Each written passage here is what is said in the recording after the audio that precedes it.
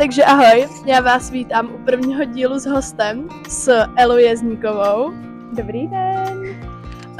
Ela je influencerka, která natáčí hlavně na Instagram, ale i na TikTok a má 250 000 sledujících, což je úplně ohromný. Co na to říkáš? Říkám na to, že to trvalo strašně dlouho, ale to se asi pobavíme o tom tady. Určitě. Co na to vlastně říkají doma? No, máma je úplně nejlepší, ta mě v tom podporuje jako blázen. Ona je úplně pokaždé, co udělám video, tak to lajkuje, repostuje, dává komentáře a vždycky hodnotí moje videa, říká, co se jí líbí na tom, co se jí nelíbí a co můžu udělat lépe a ona je fakt nejlepší. A s tátou to není tak dobré, protože on nemá rád sociální sítě, ale je to lepší teď. Tak to je super. A vnímáš to číslo, nebo to bereš spíš tak jako jenom číslo, anebo to fakt jako vnímáš? Hele, tak záleží, protože někdy to vnímám a myslím, že všichni to někdy vnímají.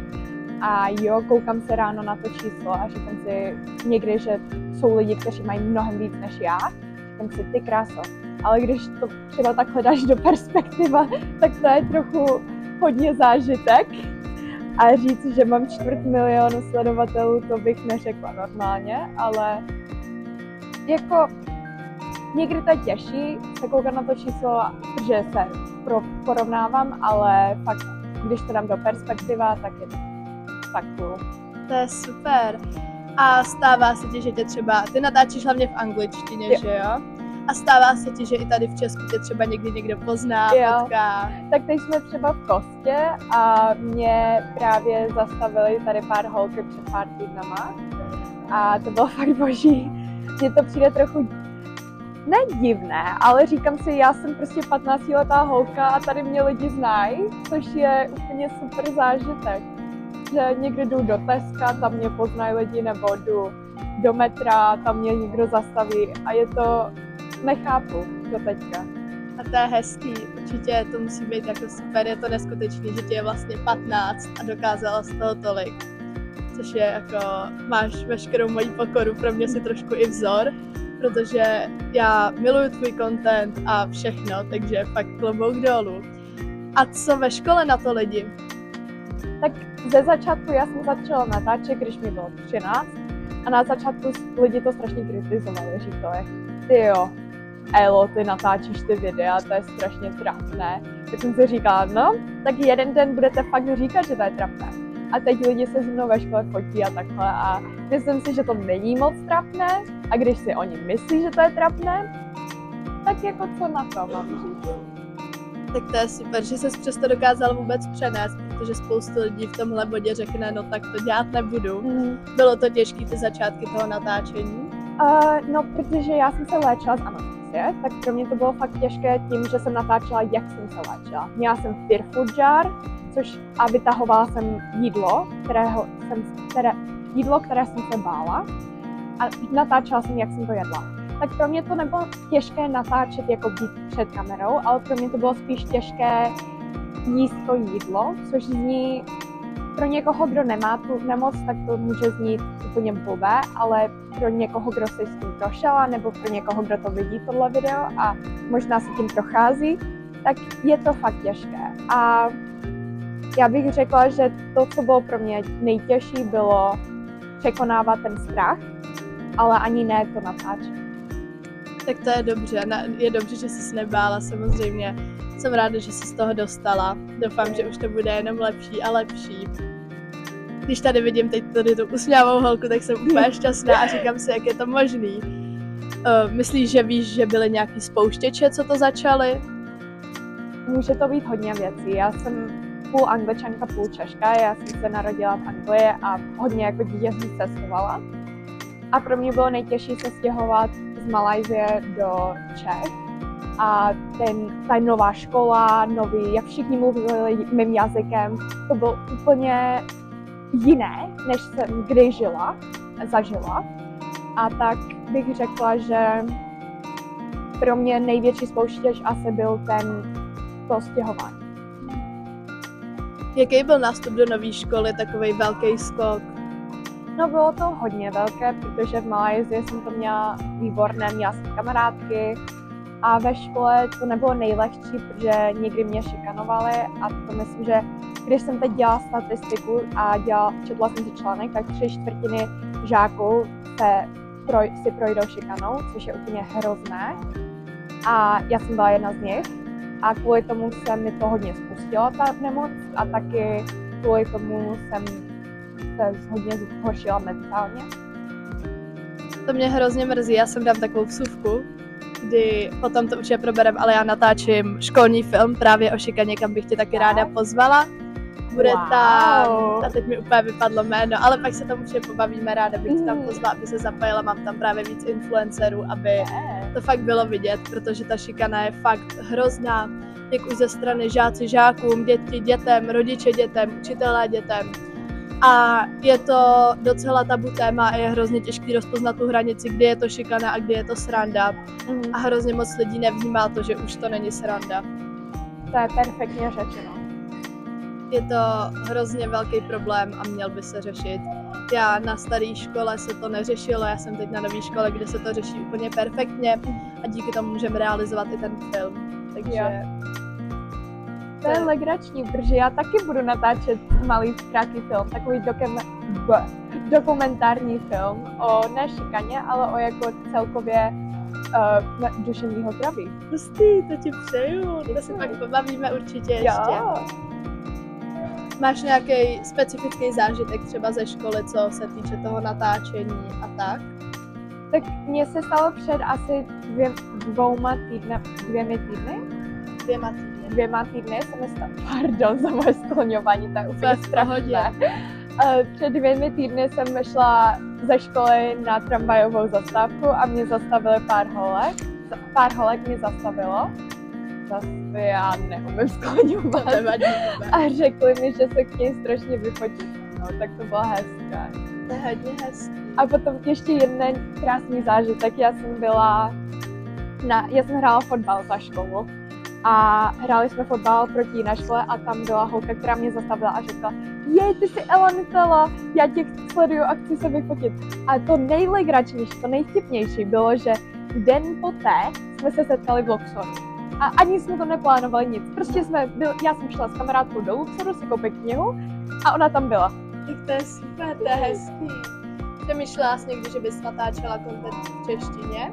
Já jako někdy dělám a jako moc ráda bych dělala, ale jak slyšíš, moje skloňování není úplně nejlepší, že ne vždycky by to vyšlo asi a před kamerou v češtině nejsem úplně nejlepší, protože to skloňování mě hodně jako dává dolů, nevím, jak bych to řekla, it puts me down, no, tak bych řekla, že jo, ráda bych natáčela v češtině, ale trochu musím si dopracovat. Určitě, ale podle mě, ty jsi jak dlouho teď v Česku? 3 roky. Tak to podle mě máš úplně jako skvělou angličtinu. Děkuji. Když si jako představím, že já jsem se učila nějaký, když jsem se 3 roky já učila angličtinu, tak to bylo tak úplně jako katastrofa. Ne.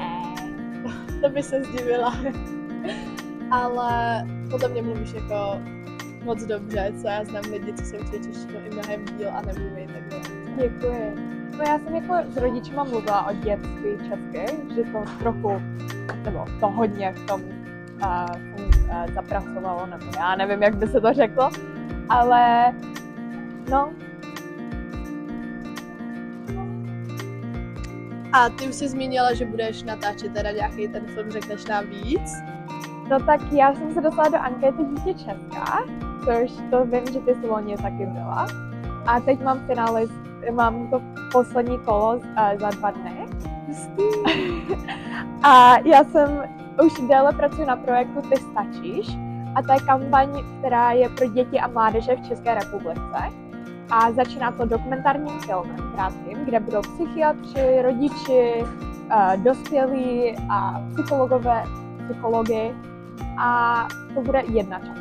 Druhá část bude diskuze o duševním zdraví na sociálních sítích. A třetí bude diskuze o duševním zdraví na školách s učitelami a takhle. A potom ještě pracuji s myšlenkou takovýma sebeláskovýma balíčkama, které by se daly po školách A U nás na škole něco podobného je, my máme úplně úžasnou školní psycholožku a máme tam takový papírky a vezmeme se a máme tam nějaký vzkazík a je to skvělý. Takže... Já právě jsem před rokem jsem zkoušela dělat něco, takový malý podnik, jsem zkoušela dělat takové ty sebeláskové balíčky. A začalo to tím, že jsem udělala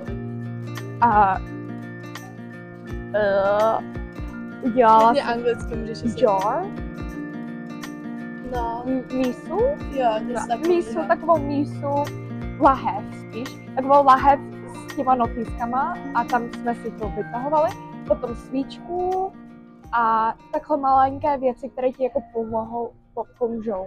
To je hezký. Já právě dělám kampaň, co vlastně souvisí s přednáškama na školy. Jiný není divný. To je hezké, to je fakt hezké. Právě taky tam mám ten film zakomponovaný a když to vyjde, tak bych chtěla udělat i... Máme tam taky zakomponovaný různý psychologi a chtěla bych dát to povědomí, protože na jednu stranu se o tom mluví hodně, ale nemluví se potom, když přijde na tu reálnou věc, tak se to vlastně vůbec neřeší. Přijeme, že na internetu už se o tom mluví, což já jsem za to hrozně ráda, že už to na internetu aspoň není tabu, ale když ta situace doopravdy nastane, tak furt je tam nějaký takový ten odstup a takový trošku přehlížení a ulehčování a to bych chtěla zastavit. Toho úplně chápu a jsem strašně jako, v angličtině by si to řeklo in all, ale v češtině bych to tak překládala, že bych řekla, že jsem strašně, teď to nemůžu přeložit, amazed, jako hodně tě admiruju, jestli to je slovo, ale admiruju tě hodně. Děkuju moc. Ty teď teda i běháš? Já teď zítra běžím půlmaraton. No tak to držím palce. Děkuji. Jsem začala trénovat se Spartou a budu právě soutěžit a strašně se těším na to. Mě ten běh baví, protože já jsem jako dítě hodně běhala a dělala jsem závody a takhle. A teď konečně, jak jsem vyléčena ze všeho, tak můžu konečně dělat ty věci, co mě baví. To je super. A ať mám takovou i trochu otázečku, co kluci na to? Co ty a kluci a natáčení, jak to jde všechno dohromady? Jo. Já nejsem moc na sociálních sítích o mým vztahu, ale pak jak mám vztah. Super, to ti přeju. A vnímáš to v tom vztahu, že tam je nějaká jako změna tím natáčení, nebo to tam je jako vůbec? Ani ne. On jako dlouho nevěděl o mém natáčení a to bylo... Já jako myslím, že mě hodně lidí jako říkají ve škole Ela Nutella, ale hodně lidí o tom neví. A myslím, že to je hezké, že teď já chodím i na divadlo a tam ten hlavní herec říkal, jo, tak ty jsi jako slavná. A říkám si, sakra, ne, nejsem slavná. A myslím, že jako zkouším být skromná. Jo, ale podle mě bys si měla dovolit, protože já fakt jako většinu lidí, co já znám, aspoň teda v tom holčičím světě, kluci tady úplně ne, ale co se týče holek, tak většina tě teda zná, sleduje. Tak? Jo, jak když jsme se že poprvé potkali v létě, bylo to léto, že jo? Jo. A já jsem si právě našla tvůj Instagram a vidím tebe se nějak hrozně moc lidí, jako co znám a byla jsem úplně milé překvapená. To je hezké. Říkala jsem si, protože já už jsem tě předtím potkala na sociálních sítích, akorát jsem byla taková, je to ona, není to ona a potom jsem se takhle potvrdila. A vlastně jsem hrozně ráda za to, co děláš, protože to hodně. Děkuji. Já si taky myslím, že to je fakt potřeba se bavit o tom duševním zdraví, protože je to neskutečně důležité téma. Určitě. A ne vždycky se o tom mluví takhle. Jo, souhlasím. Zažila jsi třeba, že se s tebou někdo bavil jenom kvůli tomu. Já osobně mám zkušenost s jednou holčinou, která vyloženě se mnou bavila jenom, aby se mohla koupit a pak mi nikdy nepsala a vždycky potom byla naštvaná, když jsem ji neoznačovala a tak. Stalo se ti někdy něco podobného? Jako jsou lidi, kteří jdou a řeknou, jo, Ela Nutella, chceš být moje kamarádka, ale jako spíš to je takové, že já mám moje kamarádky, které mám už dlouho před, jako než jsem natáčela videa a s nima jsem pořád. Jo, a máš pořád kamarády z Malajzie, vídáte se třeba nějaký? Já mám jednu kamarádku, ona je boží a ona mě fakt pomohla, když jsem se léčila. Ona teď je ve Skotsku, ona se stěhovala z Malajzie do Skotska, ale tam my si voláme každý týden a zkoušíme a je fakt miluju. Tak to je super. Já jsem teď na intru na škole a mám taky úžasnou kámošku od dětství a taky jsme si mysleli, jak to bude lehký a jsme hodinu od sebe a vlastně je to hrozně náročný. A vlastně jsme schopni spolu mluvit, vždycky víkendy se vídáme, ale přes ten týden jenom najít ten čas, kdy si zavolat a tak je to hrozně náročné, takže se ani nedokážu představit, jak tohle musí být náročné. Ale já to chápu, moje nejlepší kamarádka, ona se měnila školu tento rok a to je pro nás fakt těžký. Já jako zítra ji uvidím ji celý týden, protože máme prázdniny a máme přespávačku 3 dny, že se na to fakt těším. Ale je to těžké, protože se nevidíme tak často, nevidíme se každý den, jak jsme si kdysi vydali. A ty jsi teď v prváku nebo v druháku na střední? Jakoby na druháku. A my máme v anglické škole máme 2 maturity, jakoby. Není to maturita, máme maturitu a máme menší maturitu a teď dělám tu menší. Takže přípravy hádám. No, tento týden musím se učit a úplně se říkám, ty krása. To chápu. Takže, ty jsi teda přišla, byla jsi na základce a pak vlastně rok na to si v tom případě měnila školu? Jo. To muselo být taky těžký asi, že? Jo. Protože naštěstí jsem neměnila mezi těma jako maturitama, ale bylo to pořád těžké, protože jsem šla ze školy, kde bylo úplně hrozně moc na akademik, jako na studování a přešla jsem na školu, kde je hodně sportování důležité, což jako nebylo v té staré škole. A ty teda běháš a máš teda herectví, ty máš hodně těch záliv. Co Jo. děláš? Tak já píšu ráda, teď jsem napsala knihu před rokem a mě vyjde za pár měsíců. Brďo, super. A píšu tu další v té sérii. Taky ráda čtu, teď čtu Binding 13, která je fakt boží, protože to je duševní zdraví, ale román a je to úplně neskutečně dobře řečeno. A taky ráda čtu, ráda píšu, ráda běhám, ráda dělám divadlo, teď půjdu, A píšeš spíš jako fantazie a romány, že román je můj život. Podle mě každá holka v sobě má tak trošku. Přesně tak. Já mám rozpsaný 2 knížky, a jedna se věnuje spíš tomu psychickému zdraví a ta druhá je právě taky spíš jako román a taková fantazie, oddychovka. Jo, přesně.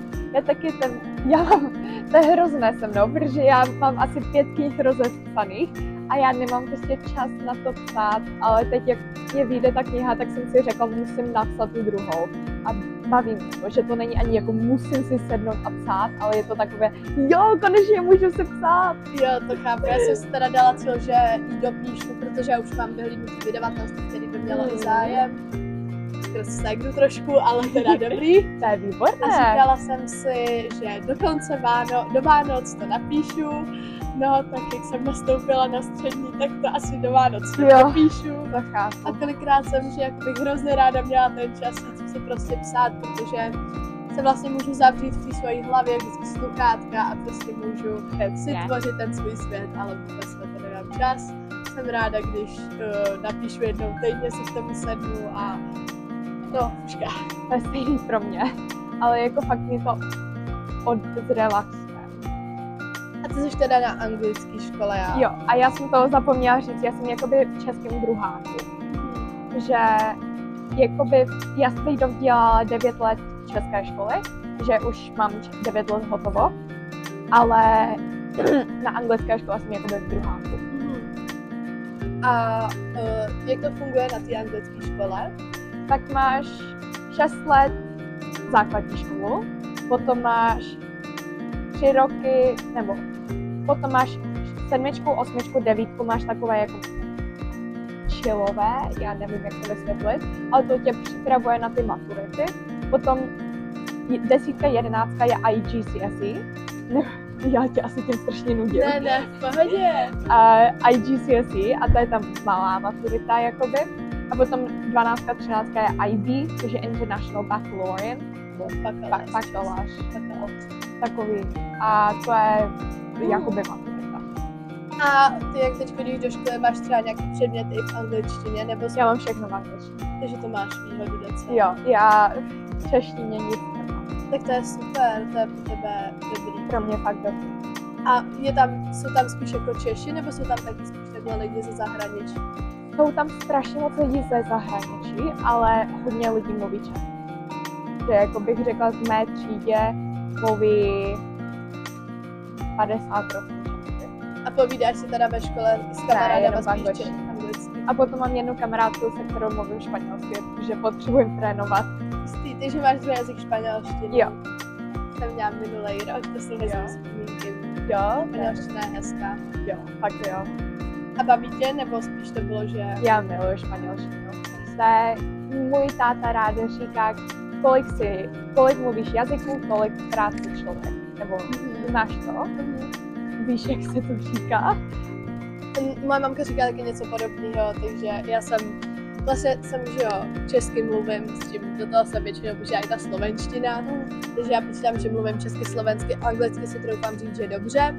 A měla jsem právě minulý rok na základce, poslední rok jsem byla na základce, jsem si přibrala v rámci druhého jazyku, v rámci základky španělštinu, jenže teď já jsem nešla jako z 9, ale šla jsem ze 7 na víceletý gymnázium a tam jsem právě na francouzském gymnázium, takže mám předmět ve francouzštině a to je teda mazec.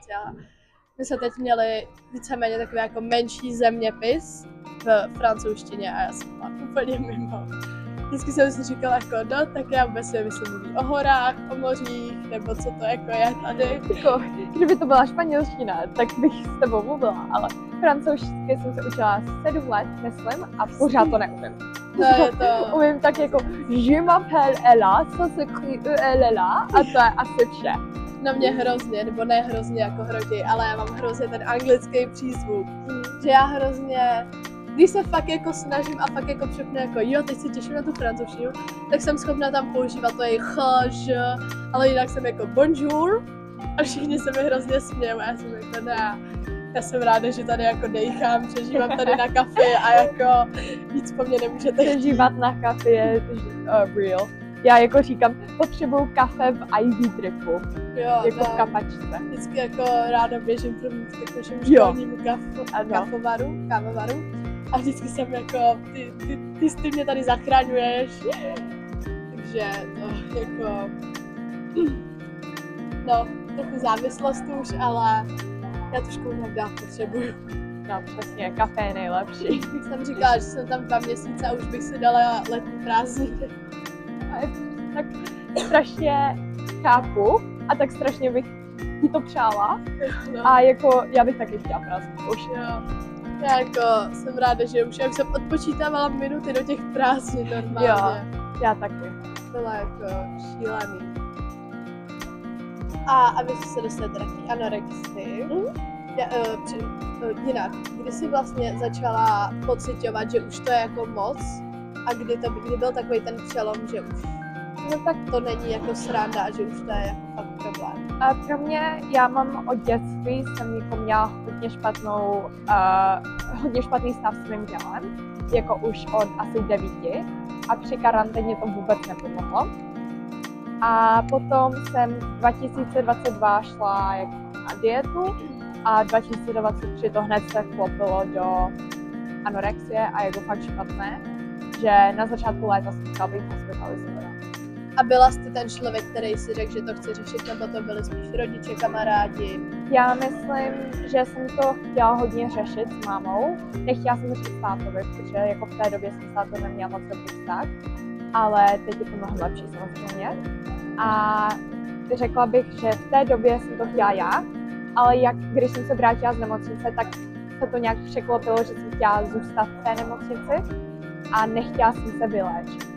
Že mě to trvalo hodně dlouho, abych se zlepšila a tím, jak jsem začala se léčit, tak to bylo kvůli táboru.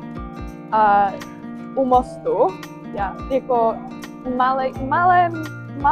malá vesnička Kalek, tak tam je každý týden tábor, teda každý rok tábor a fakt boží tábor a o sebelásce. A tak jsem se tam začala mít ráda a ty lidi byli super, je to jenom holky, jsou tam fakt nejlepší tábor, co kdy můžu doporučit. A no, to je super. Takže to spíš bylo, že trvalo ti přijít do toho bodu, jako chci na tom být líp? Jo. Trvalo to strašně dlouho. A jako pořád jsou ty výkyvy a jsou ty lepší dny, horší dny. Ale jak bych chtěla říct, tak bych řekla, že jak srdce pumpá nahoru a dolů, to je jak den vypadá nahoru a dolů. Protože když není nahoru, když není dolů, tak je to rovné a to není život. Jo, já musím souhlasit. Myslím, že spoustu lidí vůbec nevidí to, že to jde dolů a vlastně mnohem víc vidíme ty dny a ty špatné vzpomínky než ty dobrý. Když nám milion lidí řekne, že nám to sluší, že jsme úžasní, tak my stejně budeme mít toho jednoho člověka, který řekne, že nás nemá rád a nevím, jestli tak mají všichni, já to tak třeba mám, já budu jako týden se lámat hlavu nad tím, proč mě tenhle člověk nemá rád, než nad tím, že mi 5 lidí řeklo, že mi to sluší. No. Takže jsem viděla fakt dobré video, teď jako perspektivu, že takhle strašně velká mísa zase a tam kousky bonbonů, viděla jsi to? Kousky bonbonů padalo a to byly dobré věci. A potom jeden kousek spadl špatné řeče a všechno to spadlo. Jo, a je to tak a je to hrozný. Já si občas říkám, jestli jako to mám jenom já v sobě, nebo jestli má víc lidí, asi si myslím, že to mají všichni. Já si taky mám jako hroznou touhu, ne touhu, ale jako hrozně se mám tu potřebu se porovnávat a říkám si jako, co ona udělala líp, co jsem já mohla udělat líp a vlastně kolikrát se jako zastavím a řeknu si, proč to vlastně dělám. Když jsem udělala jako hrozně velký kus práce a stejně mi to nepřijde dost, takže no. To je proč právě ten projekt Ty stačíš je strašně důležitý pro mě, protože jako ve slovech Ty stačíš, všichni si zaslouží se cítit, že stačí. Kdyby to bylo, že ten člověk jenom vylez z postele, tak je to hrozný úspěch. No přesně. Je důležité, že jsi přežil, že dejcháš a že tady seš a na ničem moc nezáleží. A jedna z mých nejoblíbenějších věcí je, když dáš do dnu 20%, ale 20% je jediné, co jsi mohou dát, tak si dal 100%. Jo, určitě.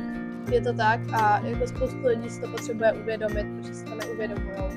A je to škoda, protože je to smutný, mně to přijde hrozně smutný, co se jako děje a není to v pohodě, no. Jak bych to řekla. Já vlastně, jaký byly pro tebe začátky, máš nějaký jako zážitek, co bys chtěla sdílet z tvých začátků, co se týče natáčení? Chtěla bych říct, já jsem teď dělala článek o tom. Lidi tě budou nenít rádi, lidi tě nebudou mít rádi, komentáře budou hnusný, ale to, co je důležité, je, že pokračuješ. Že skočíš přes ten krok té negativity a řekneš si, já to dám, že ty to dáš a důležité je, že si řekneš, že i když jsou negativní lidi, ty můžeš být ten pozitivní. Já tě totiž hrozně obdivuju a chtěla bych se k tomu taky dostat, jak jsi začala vůbec natáčet, protože já teda jedu spíš Instagram, já jedu spíš teda TikTok, kde je to crazy, ty čísla, nechápu to, ale já jsem už kolikrát v minulosti chtěla natáčet a většinou právě někdo přišel, vysmál se mi a já jsem říkala, no tak jsem to smazala a skončila jsem. A tím, jak jsem měnila školu a šla jsem do školy, kde jsem fakt nikoho neznala, já jsem vůbec nevěděla, kdo na mě v září bude v té třídě čekat. Takže jsem to pořádně rozjela přes léto, protože jsem vlastně úplně vypla kontakt s tou starou třídou, až na pár lidí a celkově se starou školou, se starým městem. Víceméně jsem úplně jako je odstříhla, oni odstříhli mě. A v té nové škole, i když doteď tam je někdo, kdo jako takhle jde s tím videem a jako, hej, to seš ty, haha, a já jsem jako, hele, jako já nevím, já mám 100 000 zhlédnutí, ne ty.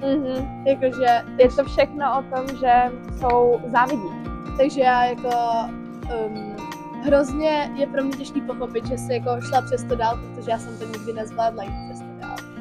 Já myslím, že já jsem teď o tom bavila Já jsem se o tom bavila včera s holkou. Nejsou špatní lidi na světě, jsou lidi, kteří se necítí dobře, nebo kteří mají špatný den, anebo kteří závidí. Jo. Podle mě lidi si kolikrát ani neuvědomujou, že tomu člověku škodějí. Přesně. A já ani nevím, jak to popsat úplně, ale že ty lidi podle mě si myslí, že to je malá věc, ale ta malá věc může fakt v tom mozku úplně růst. Jo, ale já jsem se hrozně naučila tu myšlenku, ten hlásek v hlavě, že mě neschazuje, ale naopak mě žene nahoru. Já tomu člověku hrozně potřebuji vždycky dokázat, že to, co dělám, má smysl. Než abych mu dokázal, já to jako nepřejdu většinou, ale kolikrát mám prostě potřebuji mu to dokazovat. Máme špatná vlastnost. To není to, já myslím, že to všichni mají v sobě. Jo, určitě. A vědí o tom třeba učitelé? Jo, mě prostě můj učitel prostě přijde za mnou, jo, tak co ten tvůj Instagram? Že on má děti v mém ročníku, tak jejich děti ukazují můj Instagram mu a je to vždycky takové, no jo, je to dobrý. Ale učitelé ví hodně z nich. A jsou s tím v pohodě, nevyčlenujou tě třeba nějak? Ne. Já myslím, že ne všichni to znají, nebo ví, a ty, kteří ví, tak nemají problém. To je super, to je důležitý hrozně. Ty jsi začala natáčet až teda tady v Česku, nebo už jsi natáčela dřív? Já jsem neměla telefon do té doby, co jsme se nastěhovali do Čech, což si myslím, že je jedna z nejlepších věcí, protože ty sítě můžou být hrozně toxické. A já jsem ani neměla telefon, když jsem měla nejhorší fázi, že to jsem jako fakt vděčná, že jsem neměla telefon, že jsem nekoukala na ty věci, když mě to bylo špatně. Ale začala jsem natáčet, když jsem vyšla z nemocnice, což je přesně před 2 lety. Ano, přesně. Že dneska je 27. Jo. Tak myslím, že 25. jsem vyšla z nemocnice. Tak to je velký krok, skok. Máš pořád v sobě nějaký ty vzpomínky, nebo už si snažíš zapomínat? Já myslím, že v té době jsem hodně věcí zkoušela vyndat z té paměti. Jako zkoušela jsem se bránit těm vzpomínkám, ale v té nemocnici si to pamatuju hodně, protože bylo to fakt něco jiného, než jsem byla na co jsem byla zvyklá. A my jsme se bavili, co rodiče říkají na natáčení, ale co třeba rodiče říkali právě na tu anorexii, na tu hospitalizaci. Tak pro mě to bylo těžké, protože jsem neměla úplně nejlepší vztah s nimi, protože jsem v té době neměla vztah dobrý s nikým, že jsem byla tak nemocná, že jsem nemohla ukázat nic, nemohla jsem vzít nic, tak jsem hodně lidí jako jsem se zavřela k nim a nenechala jsem je mluvit se mnou. A rodiče byli, jak jsem říkala, táta to nevzal úplně nejlépe, ale máma to vzala taky ne úplně nejlépe, ale vzala to tak, že mě jako strašně podporovala. Tak to je super, to je hrozně důležitý. Jak probíhala ta hospitalizace? Kdyby to bylo jako moc jako ne, vůbec. Téma, klidně řekni. A pro mě to bylo tak, že můj psychiatr chtěl mě hospitalizovat hned, když jsem přijela k němu na začátku léta 2023, ano. Ale já jsem nechtěla, chtěla jsem zkusit se vyléčit doma. A tak to nešlo a tak bylo mě hůř, tak jsem půlce léta jsem byla na zdraví, tak půlce léta jsem byla hospitalizovaná. 3 týdny jsem byla na jepce, kde to bylo fakt těžké, protože jsem všechno odmítala. A nedali mě sondu, ale bylo to jako nehorázně těžké. A potom jsem se posunula na velké oddělení, na psychiatrii a bylo to mnohem horší. Tak to je důležité, je to super, že máš dobrý vzpomínky, nebo dobrý, že to probíhalo dobře. Jako našla jsem si tam jedny z mých nejlepších kamarádek, které si doteďka s nima píšu, že to je dobrý. Ono hrozně moc lidí podle mě není, dokud si to nezažijou, tak to prostě nepochopějí. Přesně. A takový to prostě se najest podle mě jako hrozně nefunguje. Nefunguje vůbec. Jako tolikrát mě lidi říkali, jsou děti v Africe, kteří nemají jídlo a ty brečíš. A je to strašné, protože to je mentální nemoc a to nemůže za to ten člověk. Jo, je to nemoc jako každá jiná a to, že akorát prostě není vidět, neznamená, že tady není. Kdybych měla rozbitou nohu, tak by mě lidi vzali do nemocnice, ale protože mám ne rozbitý mozek, ale protože mám něco v mozku, tak mám nemoc, tak mě jako lidi jako stávají. Přesně. A ještě jsou takové, je to hrozný prostě. co ty lidi jsou schopni dělat. Zažila jsi třeba, že se o tom bavili lidi ve škole, koukali na tebe třeba jinak po té hospitalizaci, věděli o tom? Jo, já myslím, že skoro všichni věděli o tom, že mě hned se jako ptali, proč nejsem ve škole. A tak jsem byla upřímná, protože myslím, že psychická nemoc není něco, co se musí skrývat. Tak jsem jako byla upřímná a říkala jsem, byla jsem hospitalizovaná z anorexie. A kvůli tomu hodně lidí mě soudili a říkali, že jako jo, jsem tam nemocná. Ale taky jsem měla hodně podporu od učitelů, kteří mě pomáhali strašně. To je skvělý, to hrozně jako... Já mám pár učitelů, se kterými jako mám tak špatné vzpomínky a řekla bych, že mi to z určitý části hrozně zničilo tu důvěru v učitele, protože jsem měla to jako příšerný vzpomínky s učitelema. A já jsem teď na nový škole a vlastně jsem hrozně, už jenom to, že ty učitelé přijdou a jsou jako všechno v pohodě a jak se máte, co testy a jestli máte to hodně, tak to s odsunem a já jsem taková jako, cože? Tak jako, pro mě je to hrozně nepochopitelné. Takže, máš nějakou třeba z té doby stalo se ti, že třeba se s tebou někdo úplně přestal bavit a úplně mnohokrát. Kvůli mimo Instagramu, kvůli té nemoci. Jsem ztratila strašně moc lidí, ale to taky ukázá, kdo je kamarád a kdo není. A bavíte se o tom třeba doteď s rodičema, nebo i rodiče se na to taky snaží zapomenout? Bavíme se pořád o tom a já teď mám výborný vztah s mýma rodičima, já je miluju, to je fakt jako, moje rodiče jsou nejlepší a bavíme se o tom někdy, jo. Podle mě kolikrát ty problémy posílají právě ten vztah. Já jsem tak taky měla, s rodičima jsem trošku bojovala a hrozně jsem je od sebe jako odehnávala a teď mám jako s rodičema úžasný vztah a jsem za to taky hrozně vděčná. Za to, že je mám a za to, že tady pro mě jsou a dělají, co můžou. A je pro mě vlastně, jsem za to hrozně ráda a hrozně mě mrzí, že to tak jako není samozřejmé, že kolikrát ty rodiče jako nechci říct nefungují tak, jak mají, ale prakticky nefungují tak, jak mají. No, protože ne vždycky to rozumí. A taky mně přijde, že naše rodiče vyrůstali v jiném čase, já jsem se o tom bavila s mámou. Oni jako měli lidi, kteří měli mentální nemoci, ale lidi to skrývali a takhle. Teď se hrozně, nebo přijde mi, že je to docela téma, že se říká, no to má každý druhej a tady každý druhej má anorexie, tady ten každý druhej se poškozuje a dyslexie, to se nás vůbec nebylo, jako možná bylo, akorát se to tak jako potlačovalo, až jako spíš jako, že dělali, že to není. Jo, přesně. A je to se vším, s homosexualitou, s mentálníma nemocema.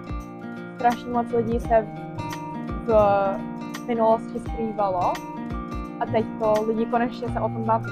Jo, ale když si vezmeme všichni, jako vidějí třeba nějakého namalovaného kluka, kde ty dávám příklad, může to být úplně jakkoliv a říkají, ježiši, to jako tady vůbec nebylo. A pak když se podíváte prostě do nějakého 16. století, kde se malovali, nosili ty paruky a tak jako nebylo, nevím, stejnopohlavní páry. Asi to nebyly páry, ale nějaké jako sexuální aktivity mezi stejnýma pohlavíma taky probíhaly v minulosti. Takže to není, že to tady nebylo, ale my jsme to tak vytlačili a tak jako udělali z toho takový tabu, že to tady není. Za mě určitě, kdyby byla já na tom místě, tak budu radši, když budu mít stejnopohlavní jako rodiče, než rodiče, kteří se každý večer hádají a mlátí mě a nestarají se o mě. Hrozně mě mrzí, že to jako v Česku není povolený, ty stejnopohlavní manželství a ta adopce.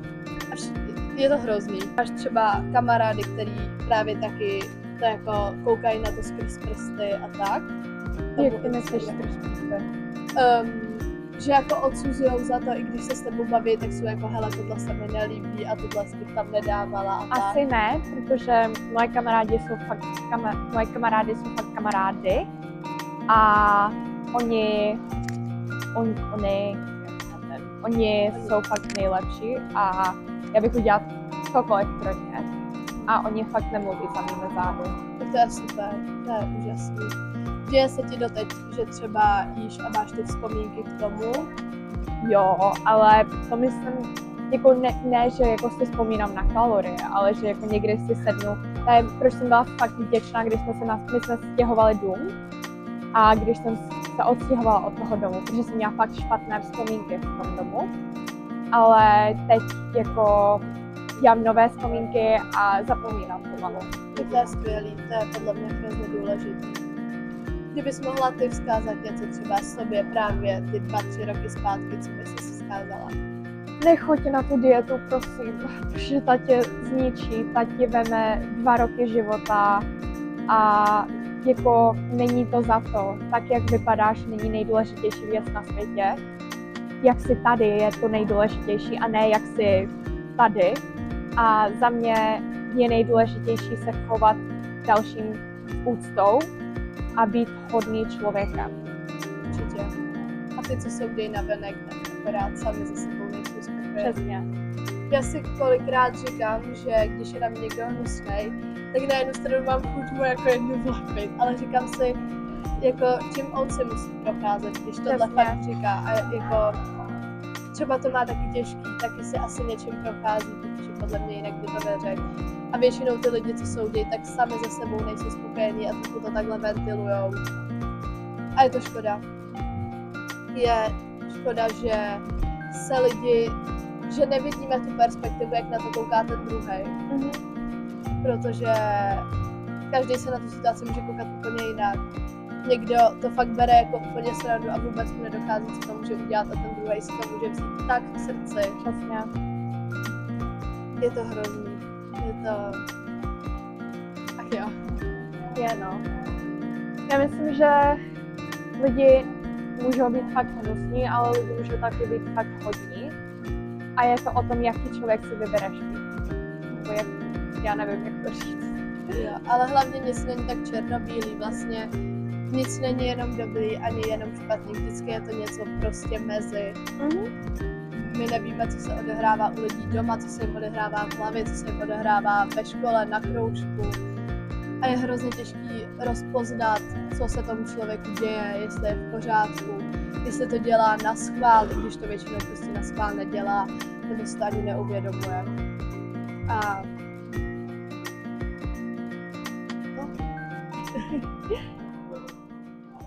mohla bys třeba, co se ti třeba honilo hlavou během té hospitalizace? Bála ses třeba, co bude dál, nebo říkala ses fakt jako, já že jsem to si zvládneš? já jsem fakt nemyslela, že to dám. A jako ještě k tomu jsem měla jako myšlenky a sebevražedné, tak jsem jako si fakt myslela, že to nedám. A když se koukám, kde bych mohla napsat zprávu 12 nebo 13 leté Ele, že pořád žije, že je nejšťastnější, že dělá influencing, že napsala knihu, že dělá herectví, byla ve filmu. Kdybych jí řekla všechno tohle, tak by mě nevěřila, ale měla by motivaci. A já teď jako každý den je lepší a lepší a dělám ho lepší, protože je denně takový, jaký si ho uděláš. A plánuješ ještě teda nějaký další projekty, kromě toho tvýho filmíku? Já jsem koukala, že máš nějakou značku, zakládáš. Jo, já jako teď dělám trička, já jsem teď ho designovala s designérkou a pro mě ukážu ti ho potom to dně a to budu dělat na tričkách a jo. To já jsem první zákazník, jo, hlásím se. Děkuji. A víš, co bys chtěla do budoucna dělat po škole? Jo, já chci dělat chirurgictví, nebo jako medicínu.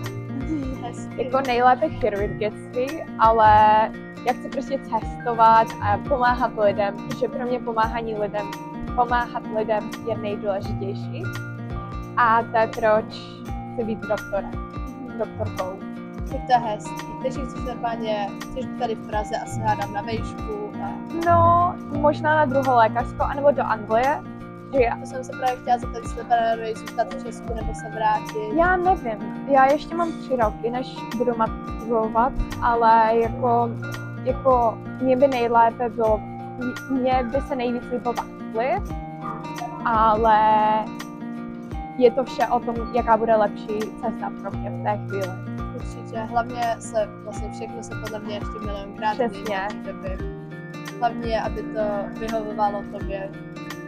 Zase by to byla velká změna, že jo, určitě, takže záleží. I jako celkově jít na jinou školu, já jako už že já možná budu měnit školu a takhle a fakt jako jít na univerzitu, teď mě to přijde strašně děsivé, ale za ty 3 roky to bude úplně normální pro mě asi. Vnímáš nějak to, že už ti jako je 15, že jsi taková jako samostatnější, vnímáš to hodně, nebo to Jo, bereš? vnímám. Já myslím, že to je hodně, říkám si, že mi je 15, wow, ale říkám si taky, mě je jenom 15, jako jsou ty dvě strany. Jo, určitě. Já vždycky jako udivuju, že já jsem v tom věku, do kterém jsem vždycky jako říkala, že je mým panenkám, když jsem byla malá a o kterém jsem vždycky směla, Přesně, že teď jsem to viděla video takové, že jsem věk, kde jsem dělala si panenky. Takže já jsem úplně jako, já si připadám, jak kdyby od mých třeba 10, tak ten čas úplně jako, kdy mi stihlo být těch prostě 11, 12, 13, já vůbec nevím, kdy jsem to stihla. Teď já ti to ukážu a ukážu kameře. Máma mi poslala fotku. Hodně mi to pošle a já to tam pak dám jako Tak jo, takhle, před 9 lety a říkala jsem si, ty krásu, mě je 9, teda mě bylo to jako je jasný. před 9 lety 6 a říkám si, to už je 9 let, to je šílené. To je super. To je hustý. Je to crazy. Mně přijde, že ten čas letí jako rychlejc a rychlejc. Poslední rok úplně ulítl. Já to vůbec nechápu, že už jako, já jak jsem ještě na nový škole, tak za prvé mi přijde, že ty lidi znám celý život, jako, prostě já mám velkou lásku, jestli na to koukají mý spolužáci. Na cásku ne všichni, ale já myslím, že kdo ví, tak ví. A fakt ty lidi, já tu školu miluju, já kdybych si tu školu mohla vzít, tak si ji vezmu. My máme tak úžasný přístup k učitelům, úžasný spolužáky, jak jako v mý třídě, tak ve vyšších ročnících. Úžasný všechno v místě, já si to nemůžu vynachválit. A ten skok z té základky, já jsem se tak hrozně bála a říkám si, že tak zbytečně.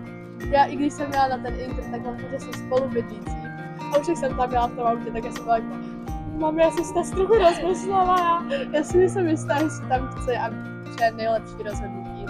Protože já jsem vlastně fakt trošku musela vyautovat celý to moje staré město, prakticky mám fakt jako, mám tam asi 3 kámošky, ze kterých vlastně fakt bavím v celém tom městě a vídám se jenom s jednou.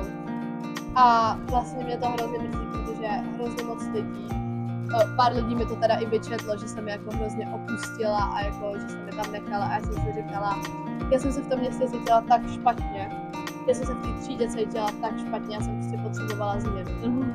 A já už jsem tím, že já jsem z města, kde jsem taky, tam je 6 základek, ale všichni se tam znají. Jo.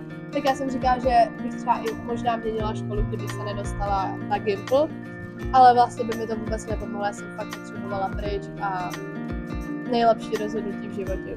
To jsou takové ty malé rozhodnutí, které ti změní celý život, ale Jo. pro dobro. Já jsem třeba měsíc rozmýšlela, jestli fakt odejdu, protože původně přijímačky pro mě byly jako zkusit si, jestli na to mám, jestli, abych fakt věděla, protože já jsem nějak měla za to, já jsem věděla, že nejsem do nějaké extra dobré škole, ale na jednu stranu jsem si říkala, že jsem docela chytrá, šlo mi učení. A mamka říkala, jako hele, zkus si to, jestli jako to zvládneš, nemusíš tam chodit, jenom to zkusíme. A ty jsi říkala, jo, dobrý nápad, a pak mi přišlo to přijetí a já jsem byla, ale já vůbec nevím, co mám dělat.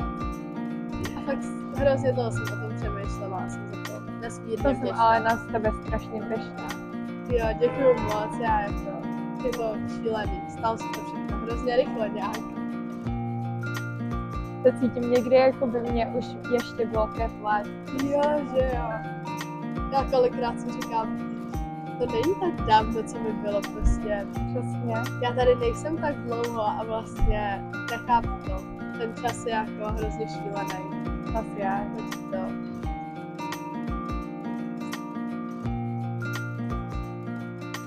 A máš ty nějaký jako bod, nějaký cíl v životě celkově, kdyby jsi řekla jako dokázala jsem, co jsem chtěla? Nebo spíš se jako ženeš dál a graduješ to? Já myslím, že prostě chci být šťastná a pomáhat lidem. To je, když pokud já mám šťastný život, tak to je všechno, co potřebuju. A máš třeba i co se týče toho Instagramu a toho influencerství nějaký jako bod, kdyby jsi řekla, Jako dokázala jako jsem já to? jsem si pro mě to je takové těžké a myslím, že taky pro všechny, protože já jsem si vždycky říkala 10 000, to bude bod. A potom jsem měla 10 000 a říkala jsem si, ale já chci víc. A je to takové, jako ne, že chci víc, ale chci dokázat víc, chci pomoct více lidem. Že pro mě to bude takový ten bod, až zjistím, kolik lidem pomáhá. Jinak určitě dole budete mít Instagramy i TikToky obou, takže určitě sledujte. Děkuji. Takže tohle byla Ela Nutella, určitě ji sledujte. A budeme se těšit, nebo já určitě se budu těšit zase někde příště. Ahoj! Ahoj!